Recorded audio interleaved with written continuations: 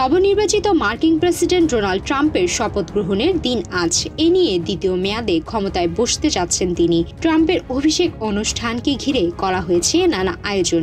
ইতোমধ্যেই উপস্থিত হয়েছেন বিশ্ব নেতারাও, থাকছেন নানা তারকা শিল্পীরাও। তাদের অসাধারণ পারফরমেন্সের মধ্য দিয়ে জমকালো আয়োজনে আজ মেতে উঠবে ওয়াশিংটন। জড়ো হয়েছে হাজার হাজার সমর্থক। তারা আরও এক মেয়াদে ডোনাল্ড ট্রাম্পকে পেয়ে খুশি। এক সমর্থক বলেন, যুক্তরাষ্ট্রের জন্য এটি ঘুরে দাঁড়ানোর সময়। আমরা আজকে এবং আগামী দিনের জন্য একজন প্রকৃত লিডারকে ফিরে পাচ্ছি। আমি মনে করি শুধু আমাদের দেশ নয়, পুরো বিশ্ব অধীর অপেক্ষায় ছিল এমন একজন লিডারের জন্য।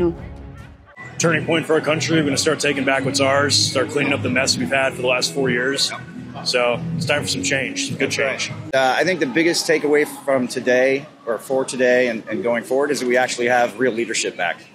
And I think not only the country, but the world's been starving for real leadership. That people will lay it on the line, whether it's popular or not, because it's the right thing to do. And that's the guy that's going to take the House. He's moving back in. We're taking the country back. I would just say world leaders respect Trump. We've seen that before, and we're seeing it now. We're seeing some changes already. So I would say that that's a good thing, that other countries have respect for Trump. আরেক সমর্থক বলেন, ট্রাম্পকে বিশ্ব নেতারা সম্মান করেন। আমরা আগেও এটি দেখেছি এবং এখনও তা দেখতে পাচ্ছি।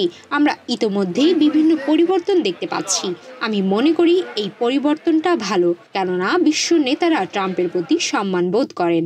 Hopefully they can all work together, because I mean, America comes from the European, traditionally all that kind of stuff, and Anglo and everything else, but you know, we're better when we're together. However, for the past couple decades, European leaders have not been paying into the system. They want to be part of NATO and they want to be allies, but yet it's really just a give me money, please operation right now.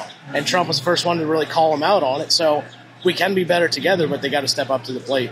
ট্রাম্পের অভিষেকের এই দিনে যেমন সমর্থকরা ভিড় জমিয়েছে, ঠিক তেমনই জড়ো হয়েছে ট্রাম্প বিরোধীরাও। সব মিলিয়ে কঠোর সতর্ক অবস্থানে রয়েছে নিরাপত্তা কর্মীরা।